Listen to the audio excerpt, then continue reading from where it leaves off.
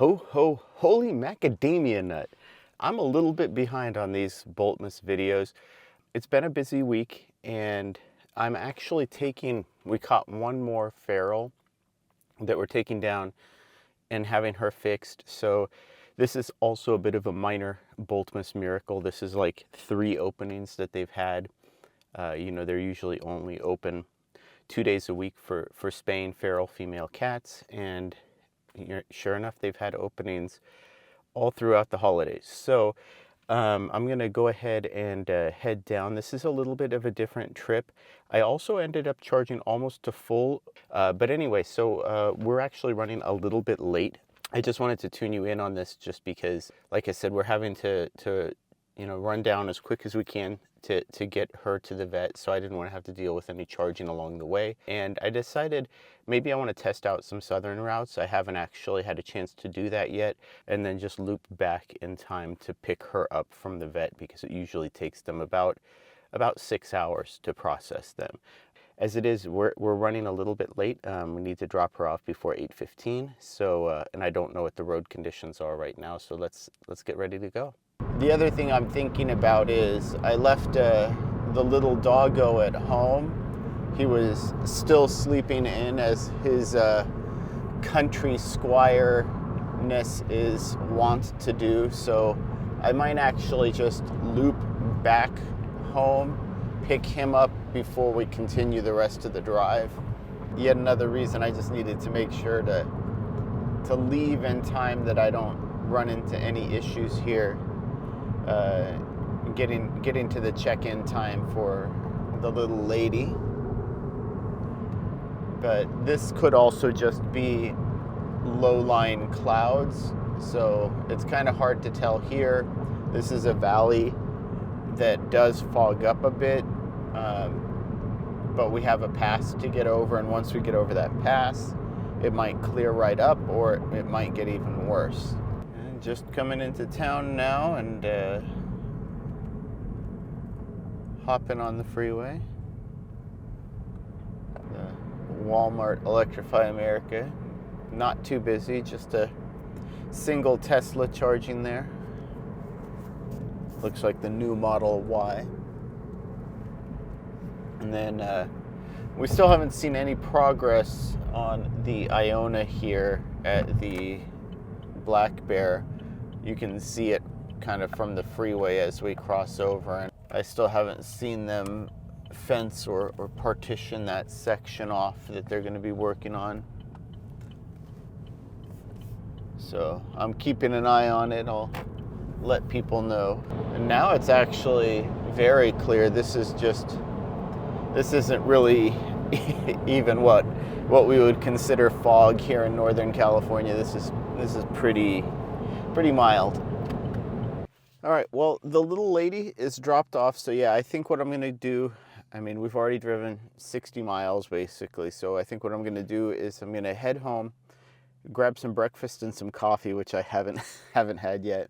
And then from there, we'll head out and check out some of the charging stations. Okay, well, this is not cool, but it looks like my touch screen on my Bull TV finally died. Now I took the screen protector off just in case, maybe that would affect it, because I haven't actually seen this behavior before. This isn't like a frozen screen. It's just not responsive to inputs.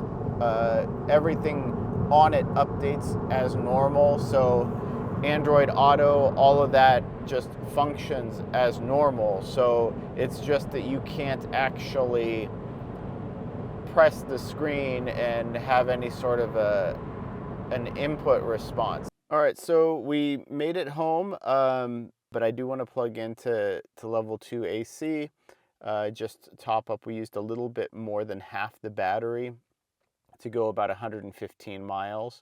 From there, we'll continue on our trip, but we'll probably only be here for a couple hours at most before we leave, and then hopefully this screen will reset.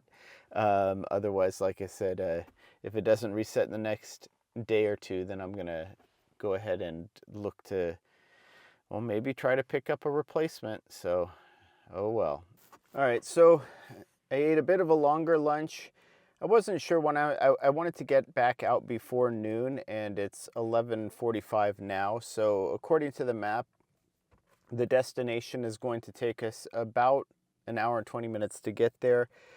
But it's 74 miles, which is my average estimated range right now. So I probably am going to stop at least once to bump the charge up a bit before getting there. And then the other thing is too, this means that based on that arrival time, well, hopefully it'll give us more than enough time to get back to the veterinarian by 3 o'clock. So that's kind of the goal is, we'll get there with about 2 hours left. I'll have to basically just play it by ear when it comes to time. But as it is, we can't really waste any more time. So let's get ready to hit the road.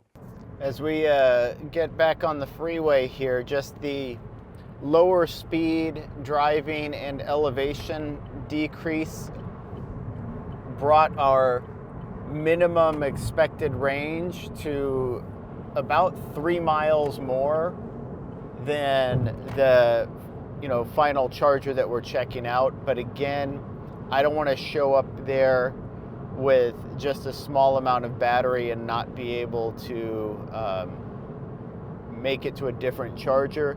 But also, I mean, once this PG&E truck gets out of the way, we'll get up to freeway speeds, and we do have a bit of a headwind, right? We do have probably about right now it's pretty mild, maybe 10 to 15 miles an hour. But also this is, 70 mile an hour freeway. So the combination of both of those things means that it's, our efficiency is basically going to just bottom out. And I'm not confident that our minimum estimated range is actually going to be sufficient to make it to that next charger.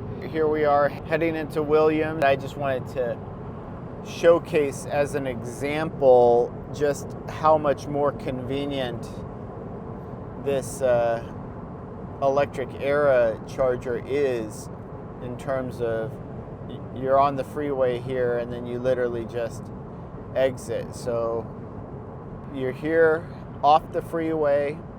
And the other thing too, you get to see as you drive by, right? So we look over here, see that actually the chargers are completely open, nobody's there.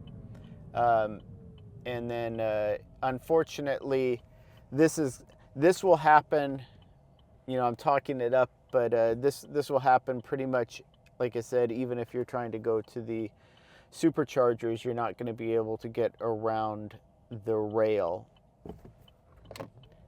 And a friendly Northern California guy let me through, and then, like I said, it's right here. Literally just make a right turn and you're at the 76 station.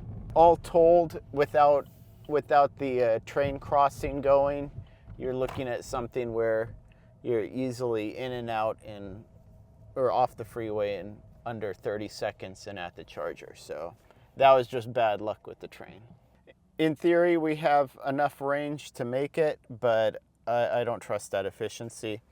And again, I do this just to kind of show, like, I know people hate the credit card readers, but now I'm forgetting my order of operations, right? I had mentioned the other Sky Charger in Grass Valley didn't provide instructions, but you plug in first, and then it processes. Now this is saying it should be 36 seconds to begin. I normally don't have to hold the handle up, but I'm doing that anyway. So it said 36 seconds, so whenever it starts, it'll be 36 minus that. Now last time it was like around this 16, 15 seconds, but this time, yeah, so a little more than 20 seconds activation, which, like I said, is not class leading in terms of handshake time, but it's pretty much only, I think, ChargePoint and Tesla that do it better. As I've always mentioned, plug-in charge is only a moderate convenience compared to something like RFID or credit card, and the reason for that is because you are actually here at the charger. So you need to be here to grab the plug anyway. So it's not like you're skipping a walk to physically connect your car to the charger. Plug-in charge doesn't help with that. I don't think we're going to be here that long because it's an unknown charger. I think I will charge up to 50%. Hopefully we're not here for more than about 10 to 15 minutes. In any amount of time that we are here, it really is just going to be time that I save elsewhere, because like I said, I'm looking at this as a holistic. I need to go pick up the cat by 3:30 at the latest. So I'm just thinking of this in terms of the overall trip time. Am I going to be able to make the round trip within the time allotted? And then again, this is the charger I used last time, and this is what I said, I just like mixing things up a bit and using the different chargers trip to trip to trip. Just this way I get to kind of do my own bit of load testing and reliability testing. So it's just basically what I like to do. So this is right now saying a 1:12 arrival time. We might do one more stop in between, another one of these quick stops just to check the status. Maybe two quick stops, I guess. Yeah, let's go ahead and get ready to unplug. I think 45% should be good enough. There's a line at Dutch Brothers. Again, I forgot my dead cat. A line at McDonald's. But yeah, let me know like what you think about these gas station style chargers. Is that a spoiler? Maybe charging sites located at gas stations conveniently immediately off the interstate is a spoiler, but we'll see. And we got the geese. All right, no time to waste. Now we're up to a 1:23 p.m. arrival time. Yeah, I would say that this charging site right now is probably criminally underused, but at the same time, this is the thing that I think I would love to see Electric Era's usage numbers for this site and for their others too, because I think the North State has significantly different usage numbers than what you would see at charging sites in other areas of California, as well as just in other regions in general. Because my guess would be that the usage is going to be significantly more sporadic. And there's signage, by the way, too, here. Just, it's very straightforward instructions about how to get back to the freeway. You know, you're basically just circling around, and like I said, this site here is absolutely like, completely packed with different amenities and things to do while you're on site. Obviously, want to use the host business as much as possible. They're the ones that are, hosting the chargers, and then we're back on the freeway again. Here's the on-ramp. We're coming up on Dunnigan right now. There are two things I want to check on, and I think this is where there's the benefit of filming while I drive, right? Having the front-facing camera. This will help do some of these drive-bys, just because I don't even need to necessarily get out of the car, because I'm not planning on using any of these charging sites. I just want to check on the location and then hop right back on the freeway again. So if that's possible, then that would be my preference. As I've mentioned before, Dunnigan has always been sort of one of those crucial sort of conjunctions, or if you will, the interchanges, where even before the freeways were being built, it was an important location. Now, this is interesting. I know we're seeing more Rivians on the road, but I'm almost certain I saw that this Rivian R1T in Williams getting back on the freeway. I think it is a gray. Yeah, I'm almost certain I saw it getting back on the freeway at Williams. Now, the only reason I could imagine a car like that getting on the freeway at Williams is, probably if it were using the Tesla superchargers, and then the only reason to then see it stop here is if it's going to use the Electrify America chargers, which means that they didn't successfully charge in Williams at the superchargers, which is again why I would say, why not just use electric Era? Seems very odd. Okay, so this is good, and this is kind of what I wanted to see, right? Is this powered on? And I love to see a Kona here, right? So this means that this is powered on. They are using it, yeah, and then they've got the level 2 charger here, so it's powered up, and the Kona is using it. So that is absolutely perfect. Now there were already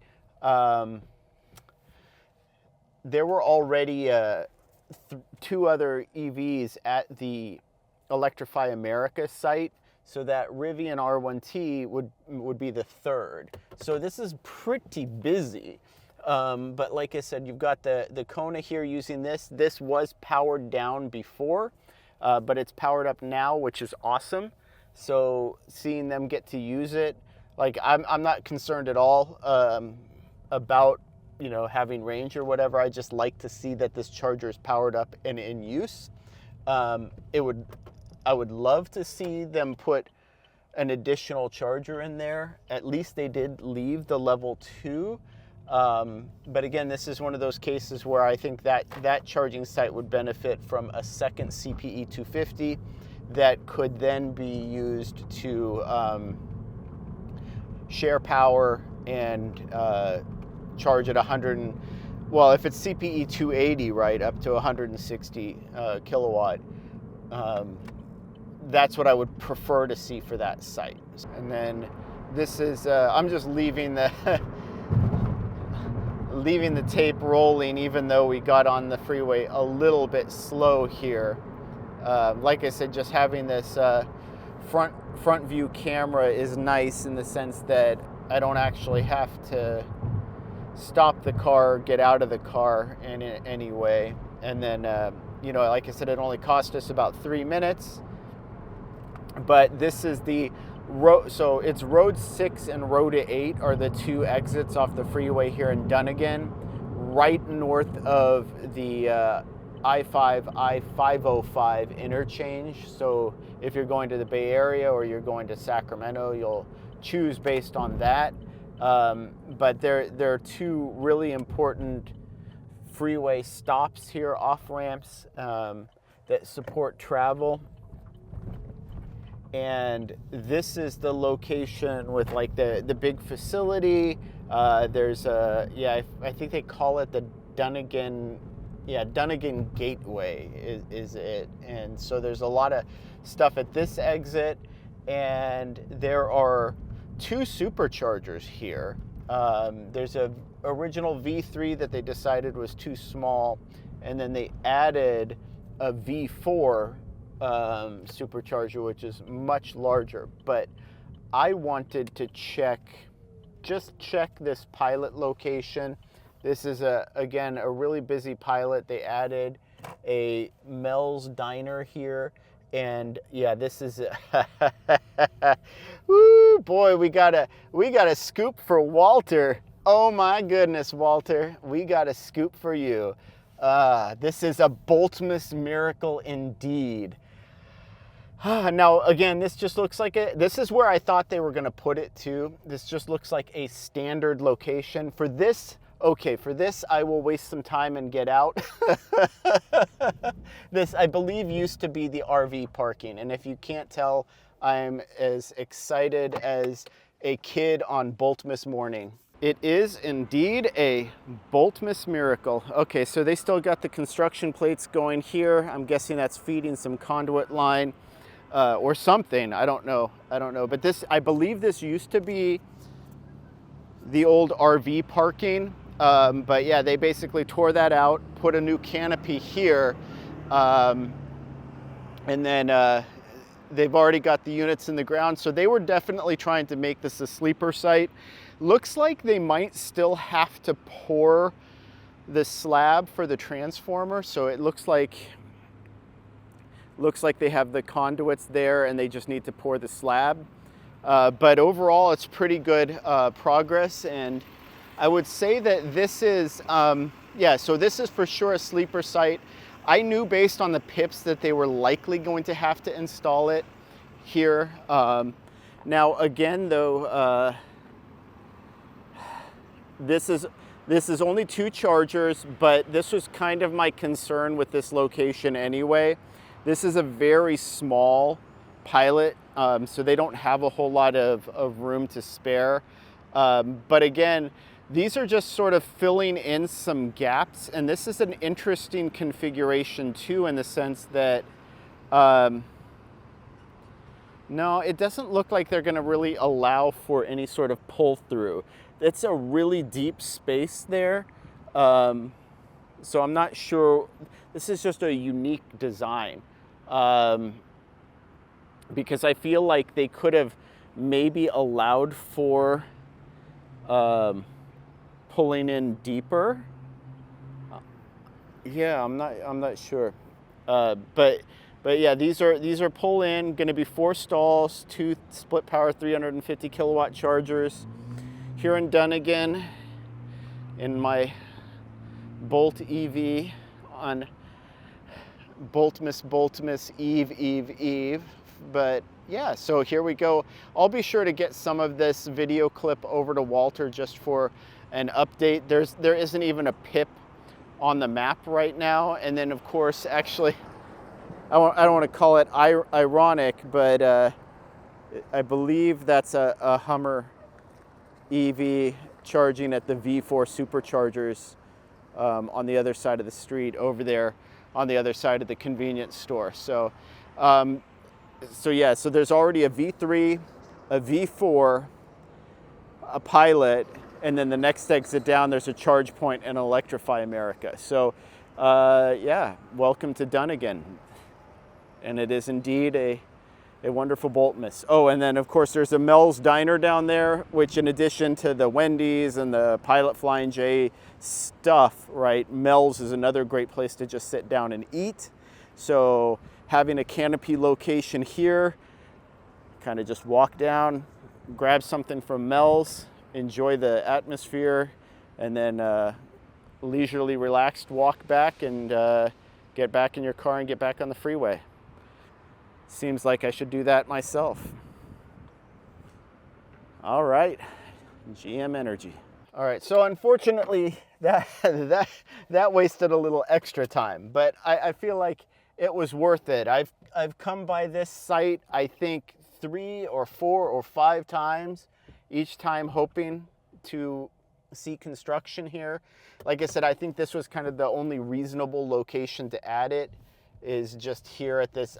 Like I said, I think this used to be RV parking, just those deep parking stalls. So I'm not really sure I like how they designed it, but I know given the size constraints. Oh.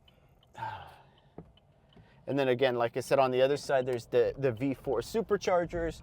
But honestly, the more's the merrier, and this is one of those places where even if Mercedes wanted to add a high power charging site next to the Starbucks over here, just piling on 3, 4, 5 different charging providers between 2 exits at a crucial junction on the interstate, I think is perfect. This is kind of the stuff that we want to see, just a diversification of locations. All right, we are entering the land of woods.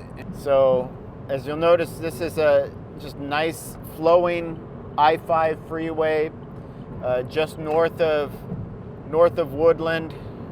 Just kind of cruising on our way in, and then suddenly an off-ramp.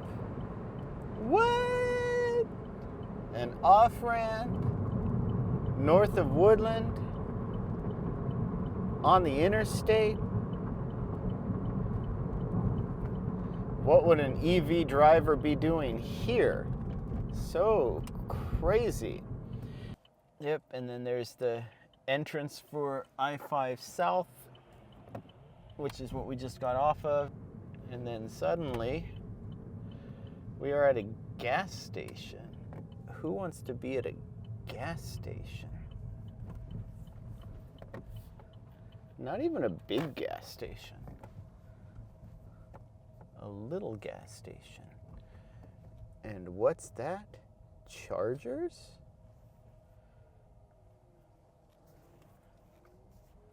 Interesting, interesting. With plastic still on them. All right, so this is not a good sign though. So normally these tags, this is usually a weights and measures tag. Yeah. For not meeting the dispenser requirements, right? So one of the things I don't like about this is, while I get it, right, you need this for the charging providers to make sure that their equipment is dispensing what it says it is. When you do it this way, and look, these are available, able to be used, you're really harming the consumer. So they should give the option, I feel like, for the vendor to operate this in free vend mode until they can meet their requirements.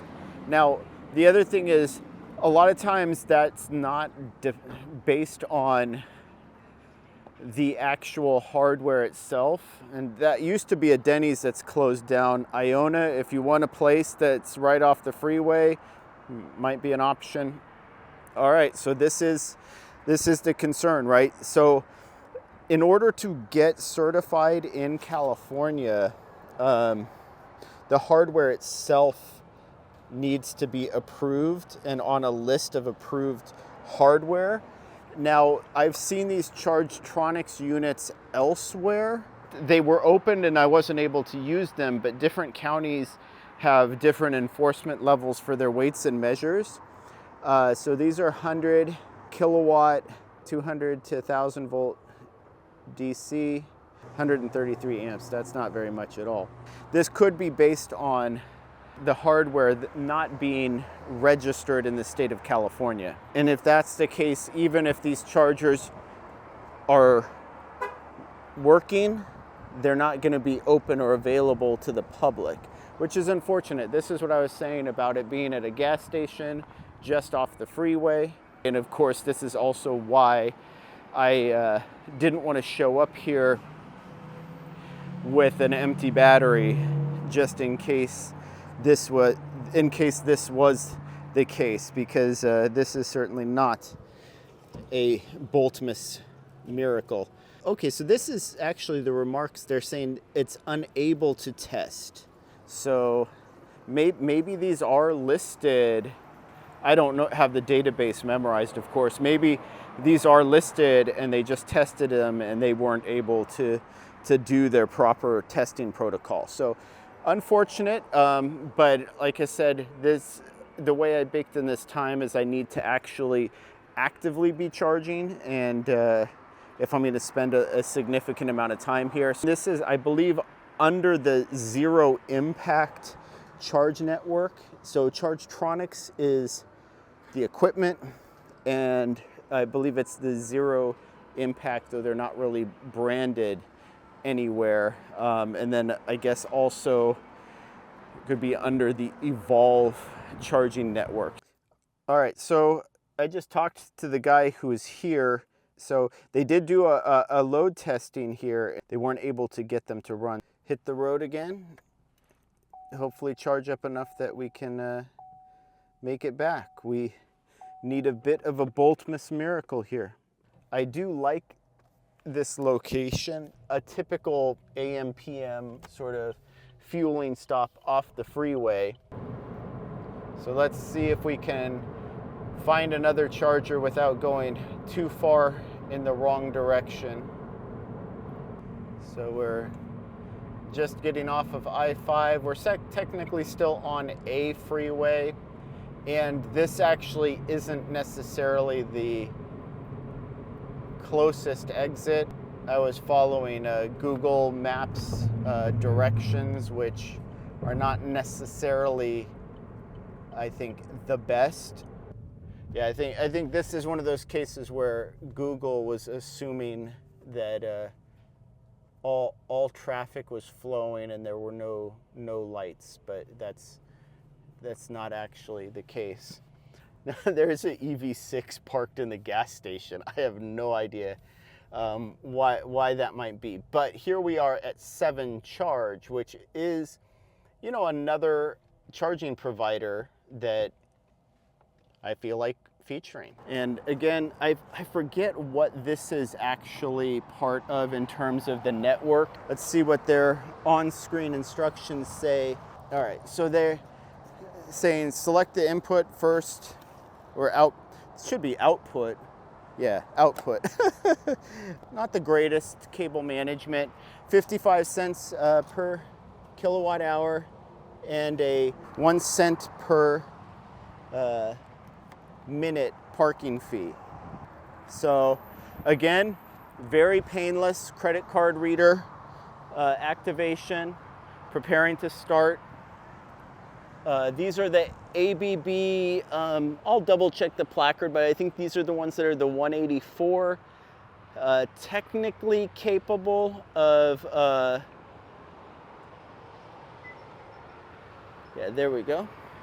Technically capable of like 180 kilowatt, I believe. These are the same ones, and then you can, okay. Yeah, they have their Amphenol NACS connector here too. So this is native NACS, native CCS1. Yeah, this is just my car's charging, so it's 55 cents a kilowatt hour plus 1 cent a minute. Terra 184. So these are sort of like the upscale version of the ABB Terra 53, 54. Size-wise, and they look like all-in-ones as well. See, there goes the EV6. So they were under the canopy. Apparently they didn't need to charge. But yeah, so these are like all-in-ones, like they're the slightly larger version of the ABB Terra 5354, which were, I feel like, solid workhorses. I feel like ABB in the United States got a really bad rap as a result of their Terra HP in conjunction with Electrify America. I feel like Electrify America kind of let them down a little bit in terms of reliability, because otherwise I feel like ABB has always been very solid for me. As you notice, the handshake time was not that bad, the startup time was not that bad. I'm really looking forward to using the ABB A400s, and then so here we see also 2 CCS. This is interesting. Is this a tally too? Is this a meter too? The first time I saw this was on the Mercedes-Benz high power. If these have only dispensed 9 kilowatt hour and 12 kilowatt hour, this is a really low usage site. That's I mean, I'm gonna probably draw more than that in a single session here. CCS1, CCS1, CCS1, and then NACS. No canopy or covering. These trees are gonna help a little bit in terms of really sunny weather towards the evening. I feel like it's gonna provide a decent amount of shade. There's just some nice oak trees. But yeah, just an overall solid site. Again, I guess basically what I'm featuring here is just all of the gas station convenience store sites. There's not a whole lot here at this 7-Eleven, but there is a Laredo taco company, raised the roost. Yes. So, but yeah, this is just off of the freeway. I think it's 1670 East Main Street, I think is the overall address. But yeah, so this is not necessarily the charger. The charger I wanted to feature was the AM/PM. One of the things that I was going to talk about with it is that, speaking with a representative from BP Pulse, not all of the Arcos in Northern California are under, or the AM/PMs are under BP Pulse. So some of them are, which is why they added chargers at those locations, but some of them are not, and which is why they're open for other companies. So that was, I believe it is under Zero Impact, like I said, or the Evolve network. So far, that Chargetronics equipment I have not been super impressed by, and this isn't changing my opinion. That last trip wasn't changing my opinion in any way. Meanwhile, this is technically under the 7 Charge. I think 7 Charge still, they have a lot of space to draw people in, right? I think one of the things that I've mentioned before is people forget that with 7-Eleven, they don't always even have gas stations, right? It's not always even a fueling company. But I think if they're gonna do this, especially in locations where they have gas pumps as well, they need to lean into this. They need to be providing the same squeegees, the same trash cans, the same canopy covering, ideally even pull-through parking if possible with their chargers. I think with these chargers, you could probably get away with only nose in. But I feel like 7 Charge, if they wanted to really make an impact, what they would do is take sites like this, just leave them as they are, or I've used them with the ChargePoint Express linked or whatever, but then add a couple of, whether you want to go with the, everybody's using Alpitronics now, or if you want to stick with someone like ABB, which again, I've always found to be solid, their A400s would make a perfect option for a couple of pull-through stalls at each one of their locations like this that has gasoline fueling and canopies, and then they could add even just a 4 stall, or keep, like I said, 4 low power stalls and then 4 high power stalls with pull-through parking with like an ABB A400 split power 400 kilowatt. If I were going to give a general recommendation to 7-Eleven, that would be it. And then for their like urban, like deep in the city sites where it's not as much of a travel support site, you don't actually need the faster chargers. I actually think this would be fine. You just want to make sure that you have 6 to 8 of these lower power stalls in those city sites, and those are locations that possibly or probably don't even have gas pumps, right? So you're really just supporting an urban population at that point. Again, these all-in-one units, they take up so little space, such a small footprint. You basically just turn these parking spaces that were just parking spaces anyway into EV charging, and everybody is happy, right? You get more foot traffic into your store, you support the local community, and then like I said, sites like this, maybe add a couple high power units for people who are actually traveling on the freeway and they want to get in and out of a convenience store, right, in 10 to 15 minutes. So this is not the Boltmas miracle we wanted, but maybe it's the Boltmas miracle we deserved. Honestly, like I said, the 7 Charge, I've got no issues with the, how, well, I've got plenty of issues with how 7-Eleven has handled their charging network. I have no issues with a site like this. I feel like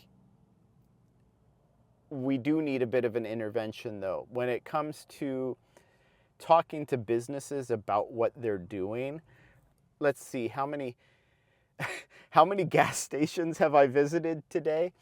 And each one of them was almost a unique take, right? All of them convenient, right off the freeway. Like the one in Dunnigan too, the Chevron in Dunnigan too, right off the freeway, super convenient. And I would say that there are levels to these implementations. there's only a few miles separating this 7-Eleven charger and that AM/PM charger. But that AM/PM charger, I would say, is several levels higher than this 7-Eleven charger in terms of travel support chargers, right? The farther and farther, like every mile that you get out of an urban center, every mile that you get out of a metro area, the more that charger needs to shift away from an urban support and to a travel support style charger. This site is not quite the same, but roughly equivalent in terms of the actual ability to access the chargers, right? Those Chargetronics chargers at the AM/PM were crowded. They're in preferred parking stalls, meaning there were a number of them that were already taken up by gas vehicles in front of the charger, meaning as long as a gas vehicle is parked there, that charger can't generate income. That's something that they need to address there. Even if you're not looking at it as income, if someone is in an EV and they need to charge, that's the compelling reason to get them into your business. So while that AM/PM is going to be losing business because an EV owner is going to pull in, they're going to see a gas car parked in front of the charger, and then they're going to turn around, get back on the freeway, drive 5 miles, pull off the freeway here at a 7-Eleven, and now 7-Eleven is getting AM/PM's business. So even if you want to say that the charger itself is just a wash, whatever income you generate from the charger is just paying for itself or whatever, you're still losing the margin that you would get by having that additional foot traffic into your business. And then of course, then you look at the Pilot Flying J, again, equally convenient, right off the freeway, 4 stalls, 350 kilowatt. Now, we can say, hey, look, 350 kilowatt might have been appropriate when GM Energy started their program with EVgo 4 years ago, 5 years ago. Probably want to up the speed. 400 kilowatt would be appropriate if those Delta units can handle it. Maybe push them to 600 kilowatt. That way, each one of those 4 stalls is a true 500 amp, 300 kilowatt capable stall, even when the other stalls are in use. As it stands, canopy, right off the freeway, appropriate charging speed. So of these different gas station chargers that we visited today, I would say Pilot is the only one getting it mostly right. They're still missing out, I feel like, on a lot of the full pull-through stalls, but at least they've got the canopy, they've got the squeegees, they've got the trash cans, they've got the same treatment for the EV owner as they have for the gas-powered driver. And because, you know, I'll say this, the Dunnigan site, because of the way they placed it, where it's at the far end of where the RV parking was, that means that you probably could pull all the way in, even with a fairly long trailer, and not be obstructing too many people, right? They didn't quite make it as far in as you could possibly pull in, but it's close, and it's not pull through, which would be ideal, but you're far enough in that even with a trailer, you could pull in nose first and likely not impede a bunch of other people unless you have like a full 30-foot plus trailer. I want to see whether it's worth it to stay here or just head north to the vet. Usually the cats are ready by about 3 o'clock, and at this point we're about an hour out from that. We need to just basically balance having enough range and having enough time. And then, like I said, if I make it to Orland, yeah, maybe I'll just finish off with a Pilot Flying J charge. We'll be cutting it close. If it looks like I'm not going to make it, I can always stop at the Electric Era again and just charge for about 5 minutes. Yeah, let's just check out the process for unhooking from the 7 charge. Looks like it's a straightforward stop on the screen. We added 20 kilowatt hours. So I think maybe this was the last charge session. So it's not a true meter like what Mercedes had, but it looks like it's whatever that last charge session was. So it looks like the NACS cable, the last person to use it only added 4 kilowatt hours, which could just be a Tesla owner maybe testing it out would be my guess, something like that.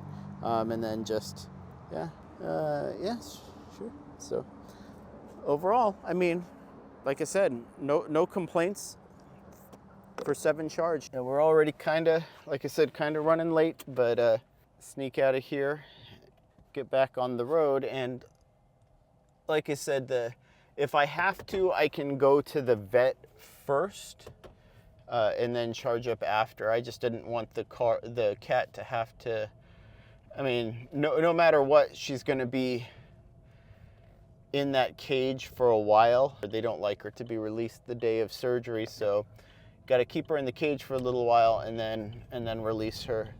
All right, so we're coming into Williams again, and so I could stop and use the electric era chargers here. Maybe I should show again how easy easy it is to get in and out of this, show it from both angles, right? So this is just the regular off-ramp into Williams.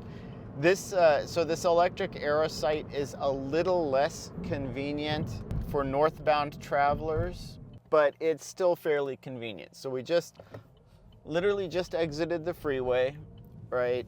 So it's 2:55 now. So let's just say, right, we exited the freeway right now. It's 2:55. Our arrival time right now is about 3:30. So we just went over oh man, someone's using the charger I was gonna use. I wanted to see if I could use all the different chargers in a week or something like that.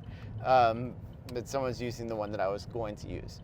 So yeah, we just went over the off ramp. Oh no, they were using the one I was using. Okay, so now I just need to pull right in next to their door.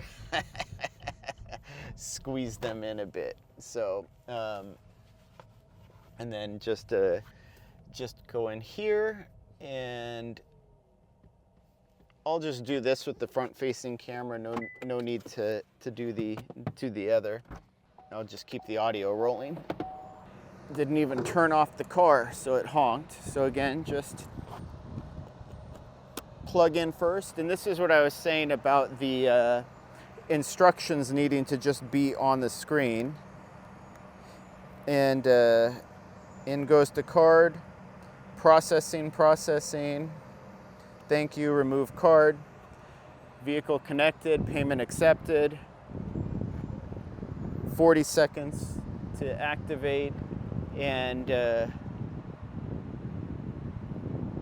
let's see when it actually activates. 26-second handshake according to the screen timer. Yeah, we're here. We're back at Electric Era. Like I said, I feel like it's just an interesting to kind of show just how quickly you get in and out of these chargers on and off the freeway. We weren't really short at all. I think we could make it, but at the same time, there's also no reason to really risk it too much. And yeah, we're joined by the Kia EV9, I guess it is. So they're here charging. I'm kind of curious what they're getting on these, because these are 1,000-volt chargers, so they should be able to get max speed, I would think, on these chargers, or pretty close to it. Whereas we're charging at a nice brisk 53 kilowatt. So let's go ahead and yeah, it's been 4 minutes already. Oh my god. Yeah, let's do a 5-minute charging session. So stupid. Yeah, so, and I'll basically talk the entire time. How's that? So yeah, so this is saying 3:42 arrival time, but again, that's the Pilot Flying J. not the vet, which should be a couple minutes earlier. But again, I don't want to arrive empty. And then now you see like the min jumped up to 50 miles, but if I'm only going 50 miles on 40% battery, there's something wrong. All right, let's go ahead and end the session. How was that? I had no issues.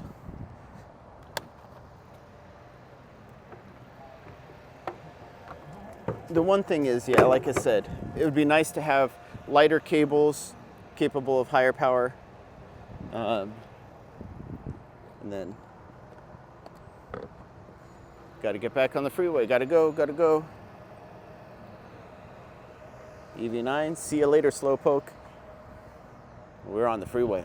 3:43 arrival time, and it is time to get out of here. Like I said, now the issue with getting back on the freeway is you can't make a left turn. I mean, you in theory could, but it's designated right only, and so if you try to make a left, it's a good way to get a ticket.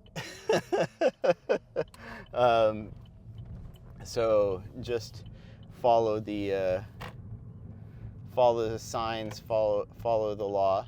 I feel like these cars are overly conservative when it comes to the lower 25% of the battery, and we could have probably easily made that. But the last time I showed up to the veterinarian with like it was a little over 10% battery. I turned the car off, went in, came back out again, and it was reading low, as in it didn't register any miles left. It's just low, which indicates 5%, which again is, I don't know if this is just the new battery still calibrating even 50,000 miles later. But that's kind of what it feels like. It feels like it still hasn't fully figured out what the bottom of the pack is. It just still hasn't figured out what, how much energy is available or what it's supposed to be reading. As it is now, we have a healthy buffer. We should arrive at the vet, not even, well, maybe an orange, but still probably closer to 20% battery than 10% battery. Yeah, we arrived at the veterinarians with over 20% batteries, so that 5-minute stop was more than enough. Now again, I do have choices here, right? I could stop at just the regular EV Go here at the Blue Plate restaurant, the old Berry Patch, but you know, one of the issues with this is just it doesn't have the convenience store type services. And oh wow, there's a Tesla parked there. I think their trunk is open, so they're looking for an adapter, I think, would be my guess. And I mean, of course, if you're a Tesla, you, other than price, if you have your adapter, you'd probably want to use the Pilot up here, unless of course you are looking to actually stop for a meal, at which point the Blue Plate would definitely be the better choice for you. Here I can see both the Delta units I can see from here are blue, meaning they're available. It's nice to have that indicator light that you can see from fairly far away. Kind of tells you which chargers you should be planning on or looking to use. And, you know, just kind of before you even pull into the site, you know what's available or what's in use. Like if you even saw both of them being red, right, it would be an indicator that, hey, you know what, you should probably just like turn around and then go to the charger that might be working. So yeah, these Pilot Flying J haven't really been that busy that I've seen, and I think part of it could be the price. Even for California, they're a little bit on the pricey side at 61 cents per kilowatt hour, but not egregious, right? A lot of the chargers in California are basically 55 cents per kilowatt hour or up, including Tesla superchargers when you're not a Tesla owner or a member. So in California specifically, right? And so this is the one I always use, but this is also the one that's just the most convenient to use. All right, should just be able to pull the handle, do a little reach around, and it should, yep, automatic. And then just wait and see. Heard it clicking. I still like to support these even though I've had them activate without it. It's just a little bit of an insurance policy. And then we're charging. So yeah, I don't know if this is even recording right now, this audio, so whatever comes out, comes out. Yeah, so this is what I was talking about, even just sort of apparent from a distance. You can see the lights at the top of the charger showing you know, indicating what the status is. So it would be red if they're broken or not available, and then the blue indicates available and working, and the green indicates occupied. So this indicator light is something that I actually have come to value quite a lot in chargers, and it's something that I think moving forward pretty much every charger and every charging provider should be looking to support. A lot of people consider these very basic sites, and I would agree it is a very basic site. And so you have these 350 kilowatt, which are even now I would say a little bit underpowered, but 4 stalls. So this is, even though this looks like a very basic site, this really is the equivalent in power and throughput to an 8-stall V3 supercharger, which a lot of people still use, right, and still value. And I get that people say, oh, well, there's a reliability difference, but not from what I've perceived, right? So far at Pilot Flying J specifically, the GM Energy, I am 100% first time activation success. A 100% first time activation success. If GM Energy, if EVgo in conjunction with Pilot Flying J can maintain even close to that reliability level, now all of a sudden the argument of 4 stalls versus 8 stalls because of reliability becomes less of an argument. And then it becomes, well, if every EV that's shipping moving forward can charge at over 200 kilowatts, do you want a 4-stall site where each stall is capable of 175 kilowatt or more? Or do you want an 8-stall sites that each stall is only worth, 90 kilowatt? I get that there's value in having power splitting and splitting at that cabinet level, but when it comes to overall throughput, if you're telling me that this is just as good as an 8-stall, V3 supercharger site, I have a hard time, right, like saying, oh, well, this isn't good enough then, right? So I agree. I would love to see these charging sites get a little bit bigger, but I'm just not convinced that they need to be.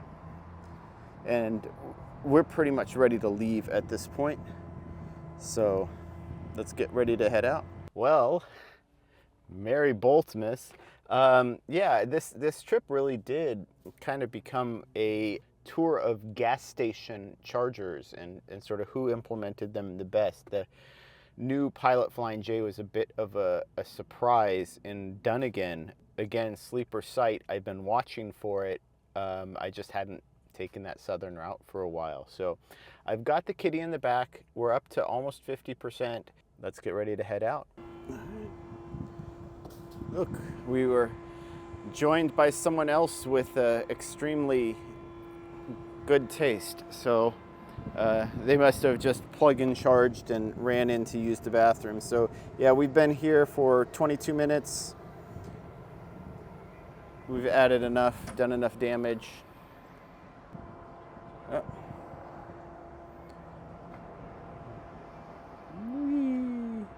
You can take the long exit, admire a nice Chevrolet Bolt EV,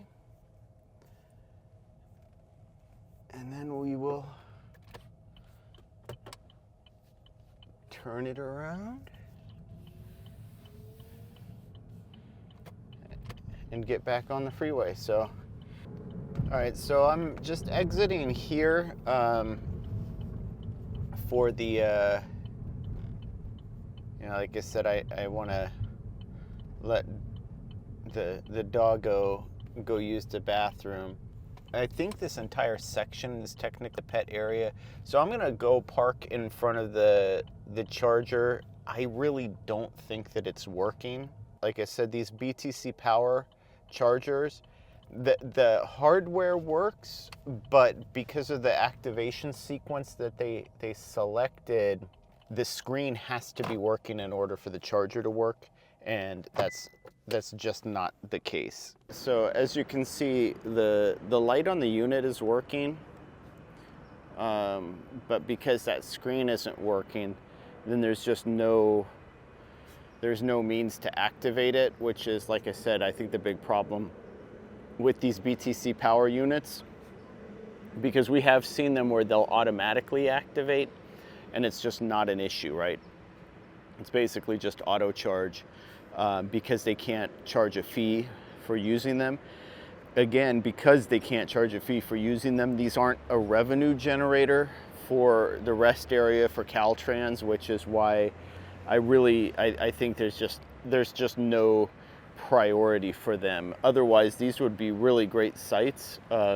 It's just a matter of maintaining the hardware. The location is perfect for chargers, and like I said, because these are really supposed to be emergency chargers, and the fact that they can't charge to use them, this is one of those cases where I could see lower power being justified. So, but otherwise, would be a perfect site, again, just off the freeway. So, and the little guy likes it too. So he was really needing to use the bathroom, so now he's finishing his food like the remorseless eating machine that he is. And we are getting back on the road, so I think that's the last stop I'll make for now. I don't really need to do anything else at this point. Just like I said, I don't like to leave the little ones waiting too long when they're just fresh off of surgery. So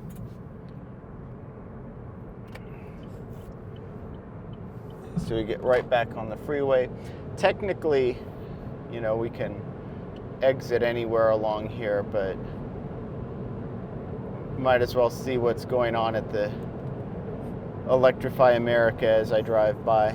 So it's just a hop, skip, and a jump down to this Willows Walmart with the Electrify America. It's also just right off the freeway. There looks like there's a couple of EVs at the. Let's see. I see two. Yeah, just two. Looks like an EV6 and a F-150 Lightning.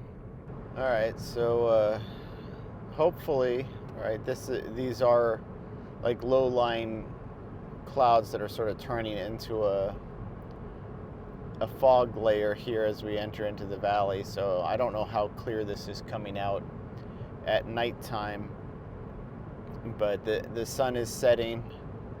The sun is getting real low, and just sort of diffusing all of that light. But yeah, you can see just how much humidity and moisture's in the air. Well, we made it home. I guess for this third day of Boltmas, I just ended up taking you along for one of my veterinarian runs, which, can can take a while. Now, normally, like I said, I'll just come home and then go back. In this case, I turned it into a longer trip, picked up the little guy, and then went on. But really, this is only about 100 miles out of the way of what I would normally be doing. So instead of about a 240-mile day, it was a 340-mile day. I've got the little lady in the back, so I don't want to pause too long. But yeah, this is just one of those things where I wanted to kind of showcase going down the southern I-5 route, these sort of gas station chargers. Now, unfortunately, that, yeah, zero impact, but they're using that Chargetronic hardware, which didn't check out. Now I'm kind of tempted to go out to Chico again and check the Chargetronic hardware at that location, but people had reported that site was on and working. I mean, they did the same for this Woodland site. So unfortunately, I was hoping to showcase another one of those, technically, I guess, 8 stall, but 4 split power 100 kilowatt chargers in front of a convenience store immediately off the freeway. We've got some concerns about the site, though. It's a little jammed up. It's a little bit small. The chargers are a little bit slow for that type of location, right? You don't want 100 kilowatt chargers as a freeway location. If all cars were Bolt EVs, it would be fine, or Nissan Leafs or whatever. But a majority of people now are not driving these smaller, efficient cars that still do okay even when charging at 60, 80, 100 kilowatts. So it's a little bit slow for the location. Luckily, there was a 7 charge just down the road that I knew about, and I was kind of waffling back and forth whether I wanted to show it or not for this Boltmas video, but I'm glad it was there because that redundancy allowed me to show both sites, and then still end up charging at one of them. And then, of course, the big bonus surprise of the pilot location in Dunnigan, which I've been tracking for a long time, but it's absolutely a sleeper site. You know, I catch every one of Walter's Pilot Flying J network updates, and so this is probably going to be new and a newly announced sleeper site, and Walter gets one more canopy site to showcase in his closing reel. So all in all, just a really good Boltmas trip, and yeah, I hope you enjoyed the journey. I probably pared it down quite a bit, so tomorrow I think I'm going to be just editing the video. So yeah, overall, just a really busy Boltmas day, and Merry Boltmas to one, and to all a good Boltmas night. As always, thank you for watching.